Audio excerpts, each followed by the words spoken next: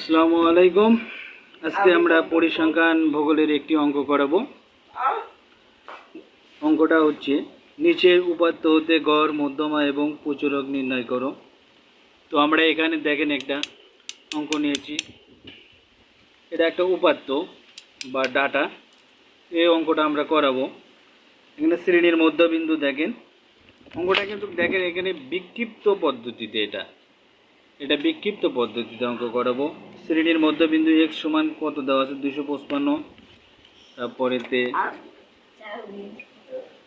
265, 275, 285, 295, 305 এবং 315 এবং গণসংখ্যা f সমান দেওয়া আছে দেখুন 8, 10, 16, 14, 10, 5, 2। সমাধান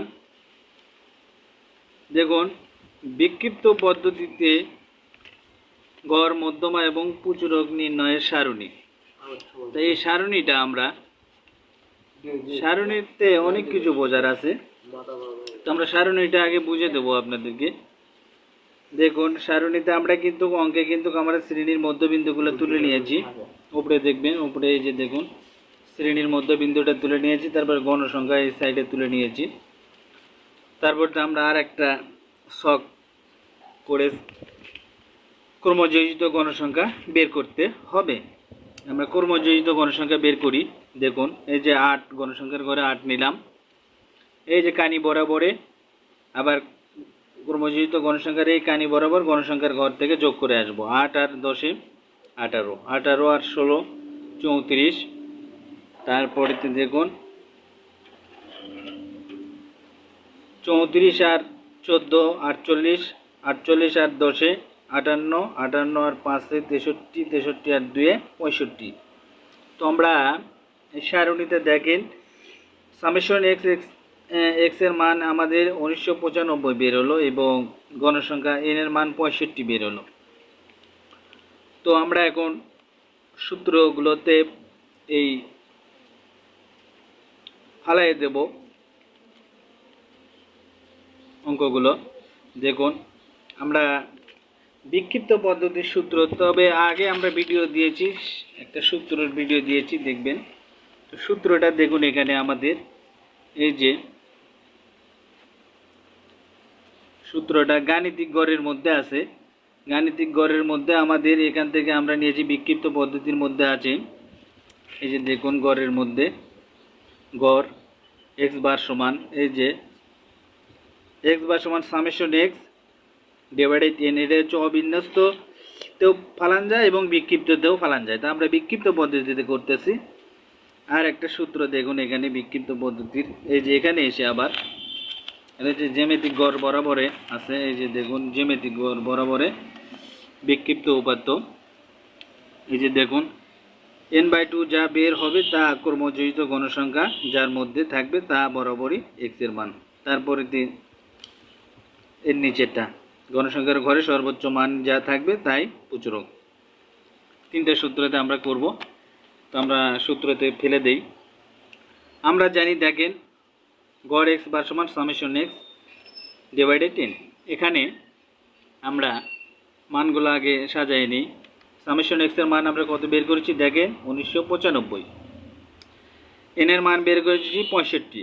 আমরা মান বসে দেবো সামেশন x এর মান 1995 এবং n এর মান 65 বসিয়ে দিলাম।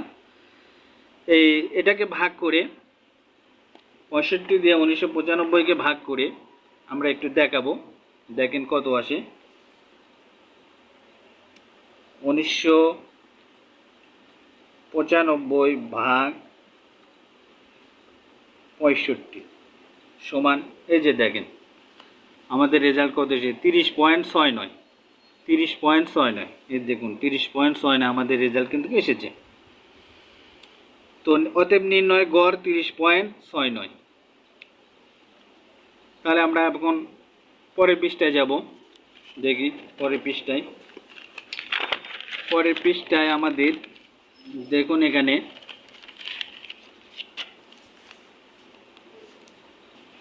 পরের পৃষ্ঠায় মধ্যমা, এই যে মধ্যমা আমরা বের করব, মধ্যমার সংকেত এমই। এটা হচ্ছে এই সূত্র পড়বে, দেখুন বিক্ষিপ্তর এই সূত্র n/2 সমান n এর মান আমরা কত বের করেছি 65। আমরা সারণীতে দেখবেন n এর মান 65 এবং 2 বসিয়ে দিলাম। 2 দিয়ে যদি 65কে ভাগ দেয় 32.5 আসবে। যা ক্রমযোজিত গণসংখ্যা 34 এর মধ্যে আছে এবং x এর মান 275 বরাবরে। এখানে বোঝার চেষ্টা করুন, এই 32.5 যা ক্রমযোজিত গণসংখ্যা 34 এর মধ্যে আছে এবং x এর মান 275 বরাবর। তো দেখুন এখানে 275 বরাবর, এই যে দেখুন ক্রমযোজিত গণসংখ্যা, এই যে ক্রমযোজিত গণসংখ্যা কতর মধ্যে আছে 32.5 আছে, 34 এর মধ্যে কিন্তু অবস্থান করছে। আমরা এটা কার বরাবর অবস্থান করছে, দেখুন 275 বরাবর এটা অবস্থান করছে। এই জিনিসটাই বোঝানোর চেষ্টা করতেছে আপনাদেরকে। তা পরের পৃষ্ঠায় আসেন। অতএব মধ্যমা আমাদের বের হলো এমই সমান 275। মধ্যমা বের হলো আমাদের 275। অতএব নির্ণয় মধ্যমা 275। পুচুরক, পুচুরকের সংকেত হচ্ছে এমো দ্বারা আমরা ইংরেজি সংকেত দিয়ে থাকি। উপাত্তে গণসংখ্যার সর্বোচ্চ মানই হচ্ছে পুচুরক। আমরা কিন্তু সূত্রতে দেখাইছি, আগে একটা সূত্র দেখলাম বা সূত্রতে আপনারা দেখে নেবেন। উপাত্তে গণসংখ্যার সর্বোচ্চ মানই হচ্ছে পুচুরক 16। তা গণসংখ্যার মান সর্বোচ্চ কত আছে দেখুন, আমরা সেটা দেখাই। এখানে দেখুন গণসংখ্যার মান,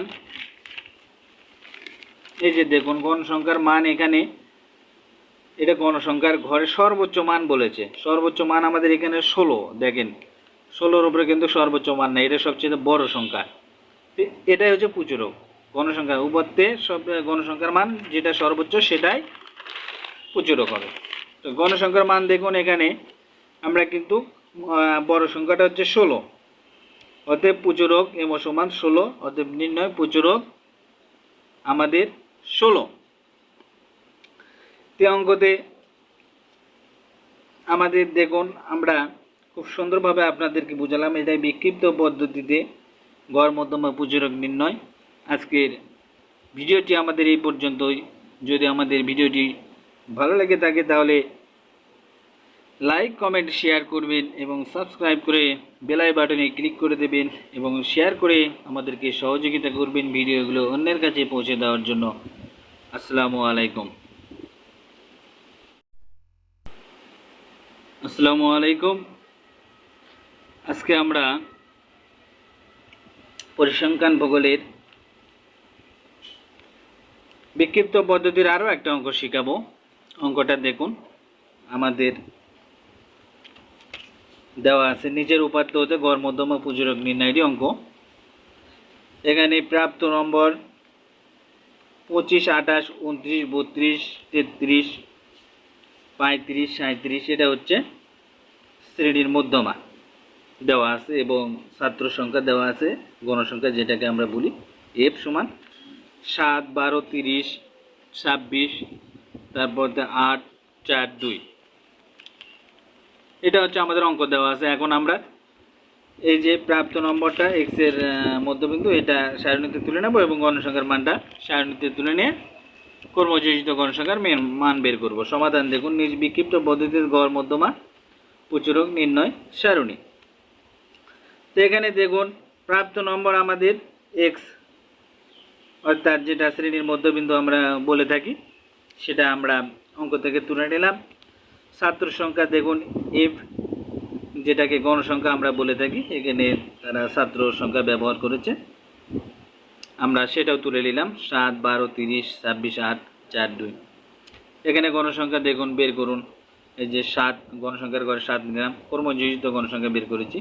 সিএফ সমান 7, 7-এর সঙ্গে 12 যোগ করে দেন 19, 19-এর সঙ্গে 30 যোগ করে দেন 49, তারপরে 49-এর সঙ্গে 26 যোগ করে দেন 75, 75-এর সঙ্গে যদি 8 যোগ করে দেন তাহলে আমাদের 83, 83-এর সঙ্গে 4 যোগ করে দিলে 87, 87-এর সঙ্গে 2 যোগ করে দিলে 89 আমরা এটা পাবো।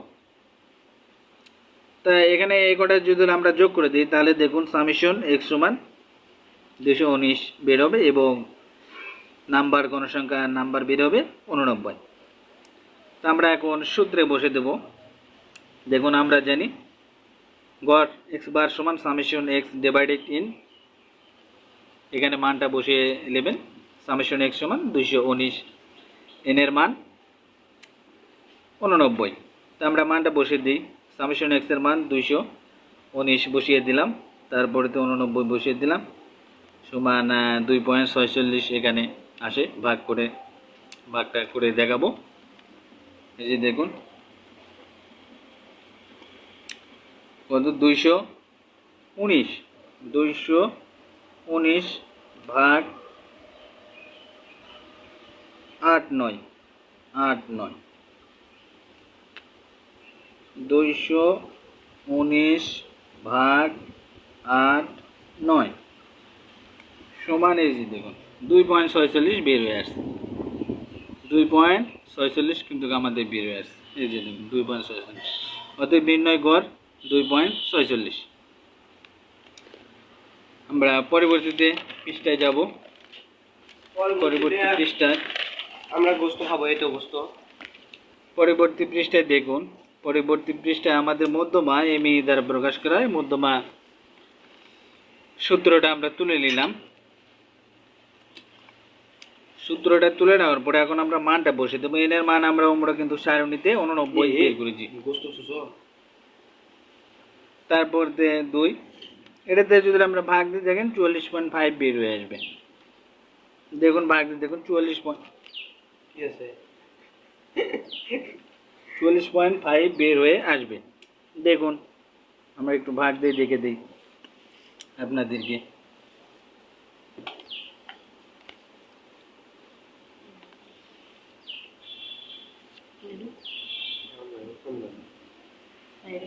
উননব্বই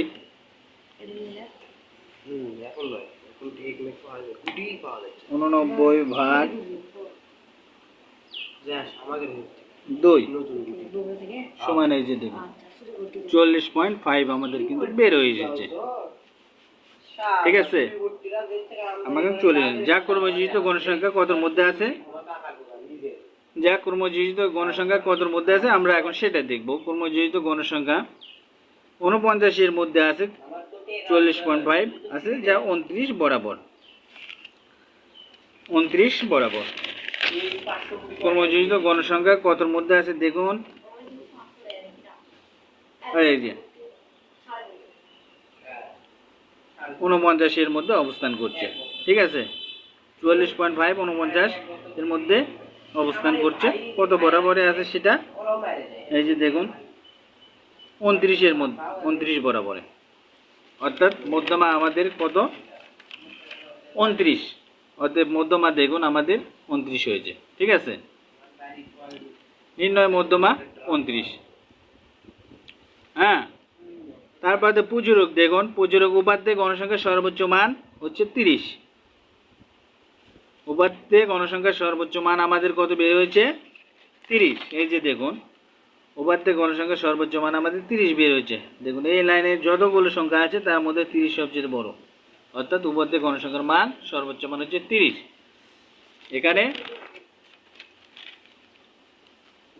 অতএব পুচুরক হচ্ছে এম সমান 30, অতএব নির্ণয় পুচুরক 30। এ পর্যন্ত এই অঙ্কটা শেষ। আমরা দুটো বিক্ষিপ্ত পদ্ধতির অঙ্ক করে দেখালাম। আজকের ভিডিওটি আমাদের এই পর্যন্ত। আসসালামু আলাইকুম।